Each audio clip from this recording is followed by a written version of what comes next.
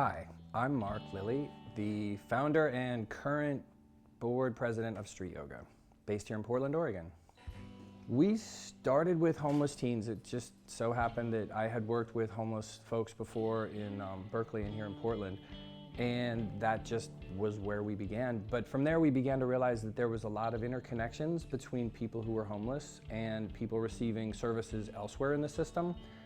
So for example, a lot of homeless people had a history of involvement with the foster care system, or had experienced extreme poverty, or had experienced sexual abuse, or had been children of domestic violence situations, or in situations where there was parents who were drug dealing. Basically, a lot of the high-risk situations for young people often led to homelessness, both for young people and then in early adulthood and throughout later life. And so we realized that serving homeless youth was just dealing with one node of an interconnected system. And so from there we began working with girls in foster care and young kids at a school for homeless youth, girls and boys who'd been sexually abused, and really expanded broadly in that direction.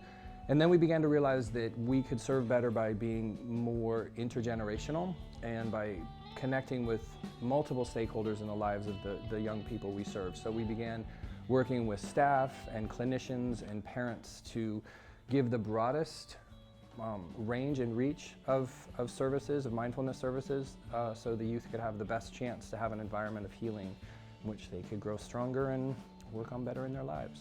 If you're living on the streets, you not only have to deal with cold and hunger and hostile physical environments, but you've got to deal with extreme stress. You've got to deal with emotional turmoil from all the things that have brought you onto the street to begin with. I have found yoga to be extremely empowering and helpful in terms of maintaining physical strength and stamina and coordination, balance and flexibility.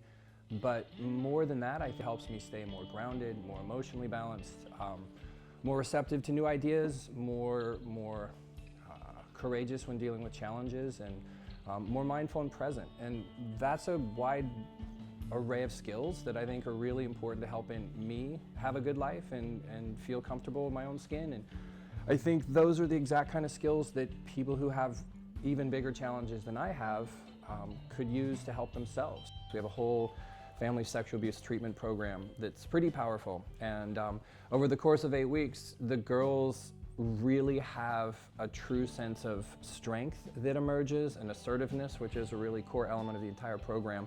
And you can witness it in how they communicate with each other, how they communicate with younger children, how they interrelate, how they hold themselves, how they sit, stand, talk. So you see it in a lot of subtle ways, but when you understand how important all those interactions are, and when they add up to life encounters, you can see how really impactful it can be in a positive way. When you understand that the cost to incarcerate one person for a year are astronomical, in the hundreds of thousands of dollars, and you multiply that by a decade for someone who gets into some serious crime, a lot of what we do is preventative. So if we can work with 1,000 kids and prevent 2 of them from going to prison, we could potentially save $1 million. People can come to our training. It's a weekend training. It's about 16 hours, Friday night, Saturday, Sunday. And then work with our lovely staff who's sitting over there, and they will talk to people and interview and connect and find out what kind of audience is the best fit for a particular person, because we really like to have a good match between the teacher and the audience. And so some people may have a high affinity for young moms, or for kids 8 to 12, or for homeless youth, or some people may have a disaffinity for any of those groups, and we try to ferret that out and then connect them with a site and then with a senior teacher so that they can tag along and do an apprenticeship and learn by doing, and build a relationship with an organization or a site where they're going to be teaching, because relationship is one of the key pieces of the puzzle for long-term success. And there's ongoing monthly support and continued training and lots of activities. Street Yoga really does a good job of taking care of its people. We like to think of ourselves as a professional services organization, staffed with many volunteers, as well as our core staff here in the office. And I think that sort of mindset lets us be a little more entrepreneurial. So we sell t-shirts and we do trainings.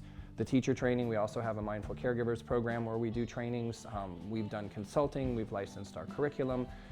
And all of that money we feed back into making higher quality training material, higher quality volunteer services, keeping the staff in as good a shape as possible. So We found that a poverty mentality around this is not sustainable, and I think there's a benefit to looking at it from an abundance-focused social entrepreneurial mindset. And so we have multiple streams of income, and they fluctuate. We get grants, we have donations, we do benefits. So we probably have 6 or 7, maybe 8 or 9 different streams of income, and I think that has let us grow soundly without suffering huge shocks when stock markets plunge and things like that. T-shirts are awesome. They're designed by Gabe Decker, who's an awesome artist here in Portland, and they're awesome. You should go to the website and check them out, and they have different sizes and colors and styles. I don't know, there's T-shirts and they're awesome, and they have different kinds. So street yoga has grown into an organization with tons of amazing people doing